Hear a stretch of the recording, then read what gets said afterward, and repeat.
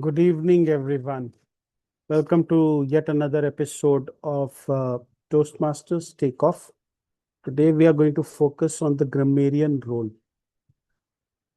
The reason I chose grammarian is that about 3 or 4 weeks back, I was at a club. It was an in person club, and they had this huge board, and the grammarian role was missing.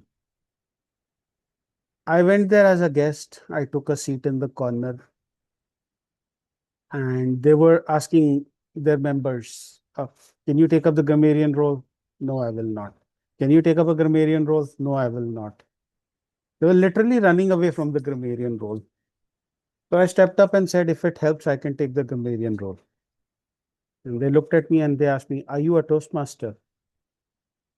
So I said, yeah, I know a little bit about Toastmasters. And I did the grammarian role.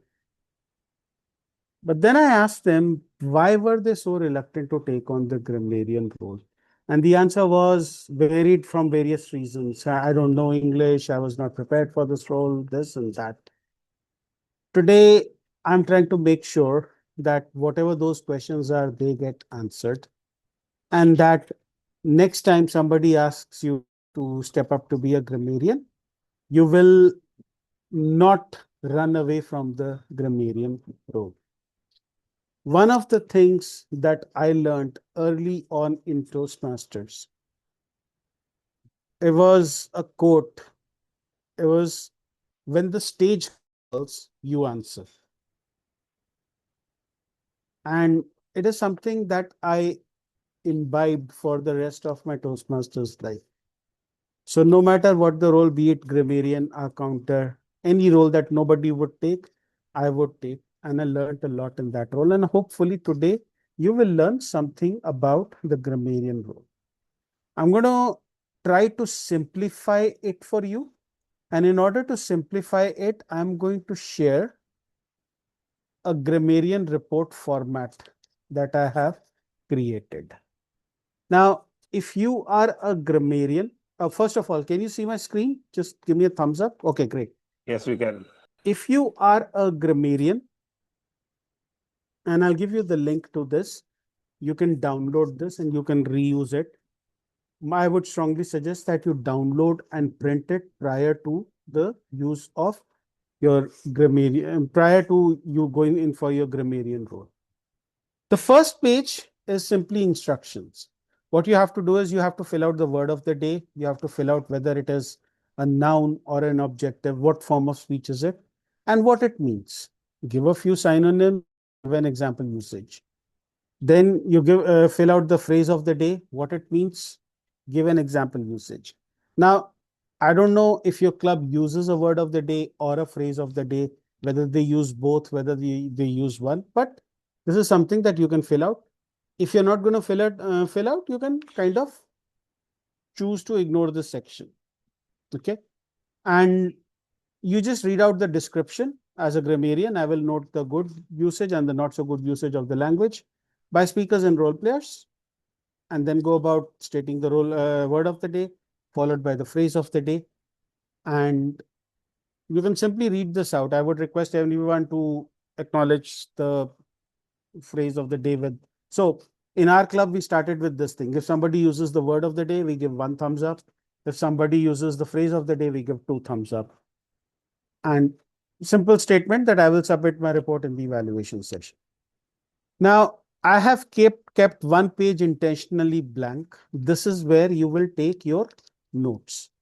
You see, as you go about listening to the speakers, some of them might be using language in a certain way. You might listen to some interesting quotes. I want you to start taking notes over here. And 5 minutes. So when the evaluations start to happen, I want you to fill out this section. So you'll obviously know your name and the date on which you're playing the role of grammarian. Was the word of the day, the phrase of the day. I start noting down who used the word of the day. Then I go through my first set of commendations. Who said, basically it is about someone who said something that you liked. For example, Rupinder used a quote. Then the stage calls, you answer. So I write name Rupinder. What did they say? In your notes, you'll have a lot of these things. I just go with the top 5 that I liked. Okay. Next page, I come to the incorrect or the improper grammatical uses. I specify as used and then I provide a suggestion. Do you notice anything about the improper grammatical use and the good usage? How many items have I got for good usage? You can unmute and answer.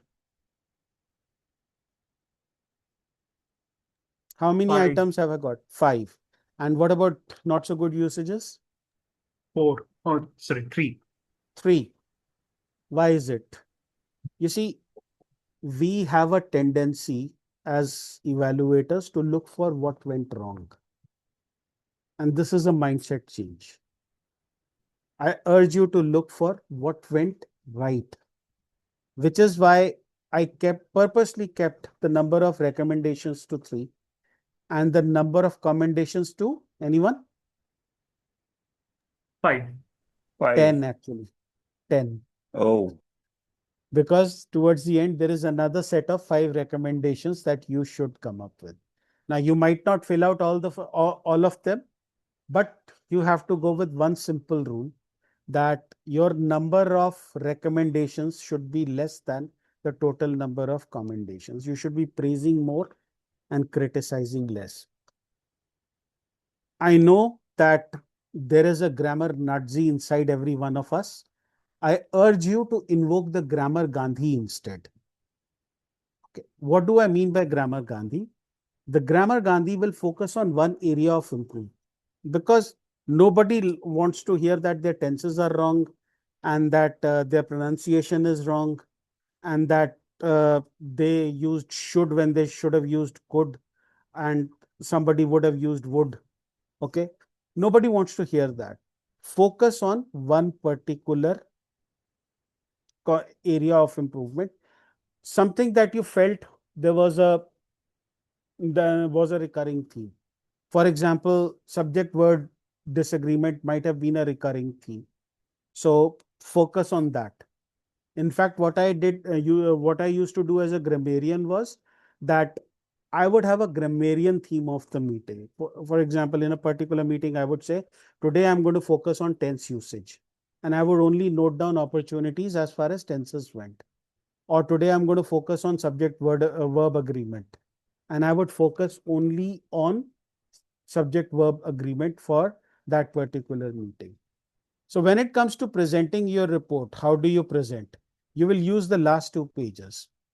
So first set of commendations, when it starts, you'll list out the people who use the word of the day and how many times they used it. When I write the word of the day usage, I use the statistical notation. So if Animesh used it 6 times, 1, 2, 3, 4, 5, and then 6.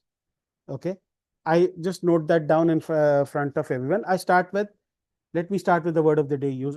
I am here to present my report for the as the grammarian. Let us see who used the word of the day. That is the first commendation that I start with. And then I list out the names. Then I go into, let me tell you what else I liked, the good usages. Now let us see where we can improve the improper grammar usages. Then let's get back to people who use the phrase of the day. And then I list out the people who use the phrase of the day. Finally, I close with people who had some good usages. Now, what the structure does is, let's say nobody used the word of the day. So that becomes a part of your recommendations. So you start with coming to where we can improve. Unfortunately, nobody used the word of the day today. I encourage the use of word of the day. Then you go into your recommendations. Assuming that you are having a really bad day as a grammarian and nobody used the phrase of the day either. Unfortunately, nobody used the phrase of the day. And that is your complete set of recommendations before you jump back into your commendations. When it comes to choosing the word of the day, are there any guidelines? The answer is yes, there are guidelines. Typically, and I'm going to close this, I'm going to stop sharing this, and I'm going to put the URL in the chat box. You can feel free to use it, and I hope this helps. When it comes to choosing the word of the day, typically I go with a positive sounding adjective. Now, I don't go with a really complicated positive sounding adjective. Okay. Uh, at some point, I got a table topic that was super crack, whatever that was. Jim knows how to pronounce that. I don't know.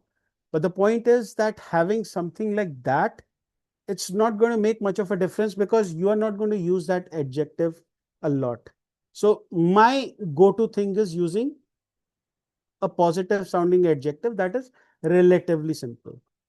Another thing that I do is that when I select a word of the day, in our Turning Toastmasters and in Gurugram Professional Toastmasters groups, what we do is that we have this sorted out in advance. And then what I do is I make an example usage. And then in the group, I tag Anant and I say, I challenge Anant to do it. Then Anant does it. He challenges Animesh. Then Animesh does it. He challenges Vipul. And we kind of make a chain. So what happens is that by the time when we come to the meeting, everyone has practiced the word of the day or the phrase of the day. And you will find that those usages, they are increasing even more. Also, don't make it very simple. For example, when I was in my Canada club, they were celebrating Father's Day. The theme of the meeting was Father's Day, and I was the grammarian. And in my infinite wisdom, I chose father as the word of the day. 57 usages. I literally was more busy counting the word of the day usage than figuring out who used correct grammar and who used incorrect grammar. Before I close, one of the things that I get asked a lot is that, hey, I don't know English that well, so am I qualified to be a grammarian? The answer is yes, because a lot of the world does not have English as their first language, just like you. What if you don't know grammar that well? What if you don't know English that well? Well, you can always choose to be impressed because people are going to use. You can always record good usages. Always remember that. And what you can simply do is that your grammarian report is going to be a string of commendations. Second thing that you can do is that you can take the help of someone who can give you a couple of recommendations and you can use them, or at least one recommendation. Somebody can help you out with that. One of the things that I've also been asked is that, okay, if I don't know English that well, how do I improve it? I'm going to tell you a way that you can do this, but that way requires discipline. Okay? You will, and it's a fun way of doing it, but it's just that it requires discipline. Step number one, you have to watch a YouTube video that has decent English. Okay? Step number one, you have to watch a video that has decent English. I watch Big Bang Theory videos. They are a stress reliever and they have decent English. Just watch it for about 5 minutes. Immediately after that, you open a book, you open your camera, and you start recording, and you read that book for about 1 to 2 minutes. That's it. And you record yourself. Day 1 of your recording and day 21 of your recording. Compare the two recordings, and I guarantee you it will be a different person. You will be a different person by day 21. Very simple. Just watch a video, record yourself reading. That's it. It's not going to take you more than 10 minutes max. Just take out those 10 minutes every day. The only caveat being that you have to do it for 21 consecutive days. And if you continue beyond that, it becomes even better. So next time when someone throws the grammarian role at you, please don't back away. Instead, accept it with both arms. Use the template that I have given you. Remember to have more commendations than recommendations. Choose a word of the day which is a positive sounding adjective and not very complicated and not very easy. Definitely not Father's on a Father's Day kind of a theme. Try to propagate the word of the day. Think of it as your own personal PR and try to have a theme when you are the grammarian. So today is a tense day. Today is subject verb agreement day. I hope all of this was helpful, and I hope that at least some of you, if not all of you, will be more willing to take up the grammarian role. I enjoy it. I did not enjoy it, but I enjoy it now. Thank you very much for being a very patient audience. Now is the time that you get to ask questions. Any questions?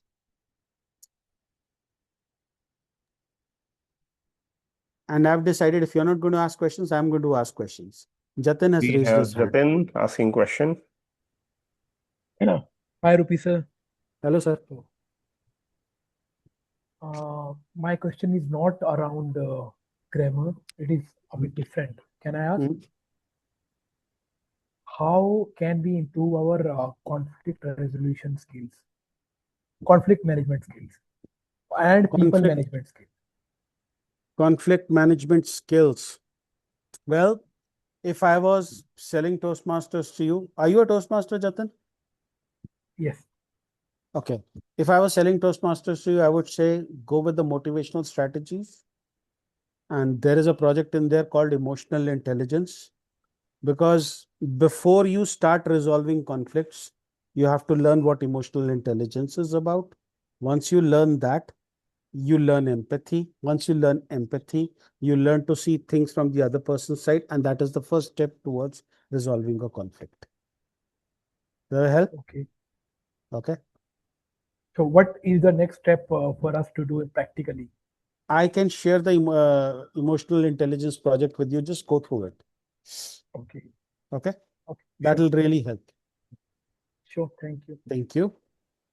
Any other question? Anybody else? I have one, Yes. and that is once we implement all the things you say, bringing in that diversity or selecting a very positive sounding, not so easy, not so difficult adjective, how do we remind people to keep using it? We do that in Turning Point Toastmasters. We keep on, I use the word of the day as president, and then I challenge an Anand. Anand challenges Animesh. So by the time our meeting arrives, a lot of people have already used the word of the day, which is why there are two things that I ask for every time our meeting ends. One is the theme of the meeting for next week, and two is the word of the day and the phrase of the day for next week. Because I want to get the poster out from a PR perspective. The other thing is I want to propagate the word of the day usage as much as possible. I'm leading you towards somewhere of the possibility that the word of the day is chosen at the last minute and it has not been propagated before. So in a physical meeting especially, and also in online meetings, how do we share it? At what intervals and how? Nice question. Definitely at the table topics moment. In an in-person meeting, take a printout, post it, paste it around, definitely paste it in front of the speaker so that they know that they have to use it. One thing that I would not do is introduce the word of the day around when prepared speakers go on stage, because some of us, we are adventurous. We try to incorporate the word of the day. In the process, we mess up our speeches. So I definitely would have it around when the table topics go up. In fact, some clubs, what they do is that using the word of the day is a qualifying criteria if you're going to get the best table topic speaker award. So that is something that you can look at. Hope that helps. Certain. Vivek, good to see your hand up. Go, Vivek. You have to Hello, unmute for that to work. Mr. Rupen. Am I audible? Your audio is not. Oh, he's gone. Anybody else? Any other question while Patchy Vivek comes back? internet, not right.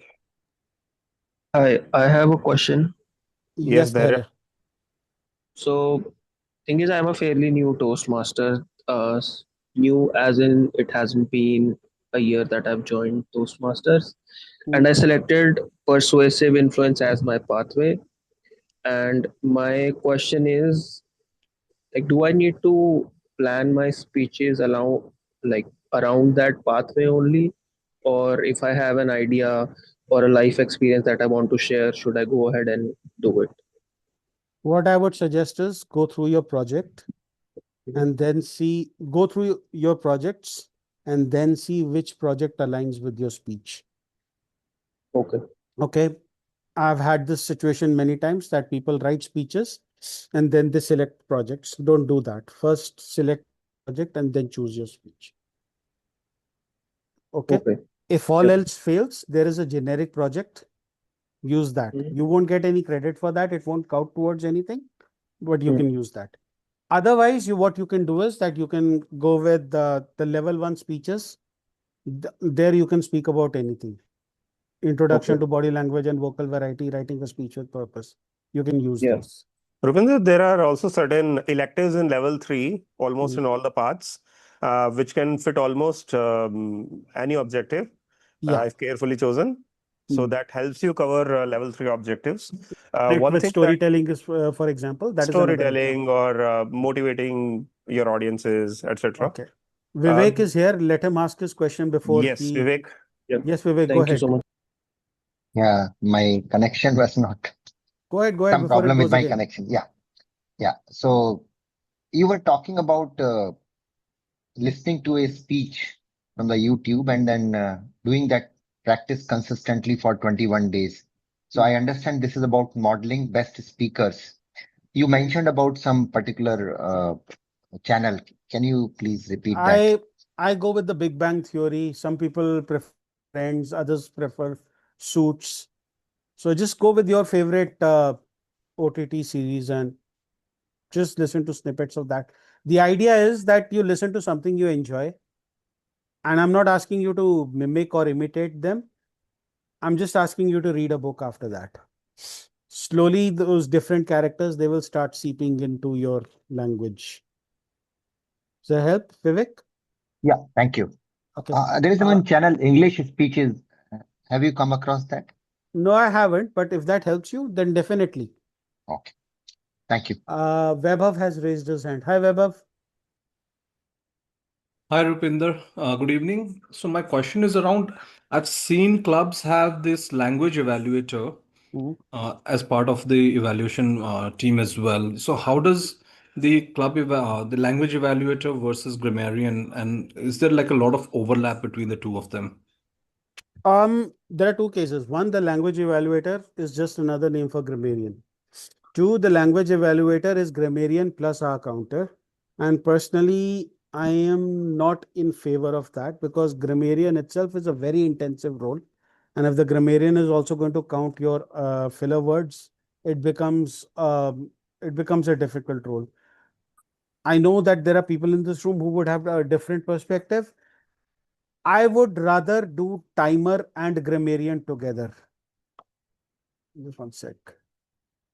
I would rather do timer and grammarian together because that way I can focus some time on the speech and do my grammarian report if the push comes to the shove. But language evaluator either is the grammarian or it is grammarian plus R counter combined. If that helps. Yes, it does. Thank you. Welcome. Anyone else? Any other question? For what it's worth, completing any of these roles, grammarian, Toastmaster of the Day, Table Topic Masters, this is also a requirement now to file your levels and pathways. So across levels, other than the speech projects, you also have to complete a combination of projects, how it was 10 years back. So the same way, Pathways has introduced this basic criteria now. So you cannot just deliver speeches. To complete your Pathways levels, you also have to take up roles. And while you take it, why not make the best out of it? Okay. Any other questions? Anybody else? But still got 5 minutes. Make the most of it. Saurabh has a question, yeah, correct? yeah. Yeah. So, Yes, sir. yeah, hi, Rupinder. So the word of the day or the phrase of the day, should it be related to the theme of the day, or it can be standalone, like unrelated to the theme? Is It there can be any? unrelated. There is no hard and fast rule about it. Relating it to the theme ensures its usage. Why? Because the table topics typically will be framed around the theme of the meeting. So you are giving the speakers more opportunity to use the word of the day. Does it make sense? Yes, makes sense. Thank you. Rupinder, since we are in last 3-4 minutes, before Jatin asks one last question, people, we can also put it in the chat or speak it out loud in the last 2 minutes. So what kind of topics you would want to see this session covering after a string of future sessions covering the tag team roles, etc. So keep your topics ready. Go ahead, Jatin. Yeah, Jatin, what is your question? Who chooses the theme and please put some light on that. Good question. District 41 and District 224, most of the clubs, the Toastmaster of the day chooses the theme. When I was in the club in White Rock in British Columbia, our table topic master actually chose the theme. And to me, that made more sense because the table topics were centered around the theme. So, to answer your question, if you are in our district, typically the Toastmaster of the day chooses. Having said that, my opinion is that a table topic master choosing the theme of the day makes more sense. Does that answer your Okay, question, thank you. Jatin? Yes, thank you. Anyone else? We still got like 3 minutes left or 2 minutes left. Anyone else? If not, then I'm going to ask a question of my own. Okay. My question. Oh, Seema has raised her hand just when I was going to ask a question. Yes, Seema. Good evening, sir. Good evening, everyone. Thank you so very much for giving me the opportunity. Rupinder, sir, I have a question related to writing a speech. Like, I have been through a lot of speeches as far as the World Championship is concerned. On the contrary, I always question myself, like how to create a story or life experience, I should decide in order to make big impact on my audience. So I want you to throw some light on it. Thank you. I will say that your premise about creating a story is not necessarily the correct one. In fact, create a speech around something that has already happened to you, your personal experience. So that is the first thing. One of the things that I always tell people is don't speak to impress, speak to express. The impression will take care of it. Okay. So if you can tell a story that is relatable, that is your personal story, people will relate to it more. Now, since we have less than a minute to go, I want everyone to write in the chat box what is the one thing that they are taking away from today's meeting. The one takeaway from today's meeting. Very quickly. Speak to it. Okay. Make more commendations than recommendations. Yes. Very good. What else? Even the grammarian has a CRC. Yes. More precise. Okay. I don't know how you got that, but proper structure. Great. Do you think that the clouds have cleared on the grammarian role? Do you think that it makes your role somewhat easier? And hopefully, if I go back to that club and if members from that club are here, I will not see people backing out. Thank you so very much, everyone. We can now stop the recording. Thank you for being a very patient audience, everyone. Let's have a round of applause.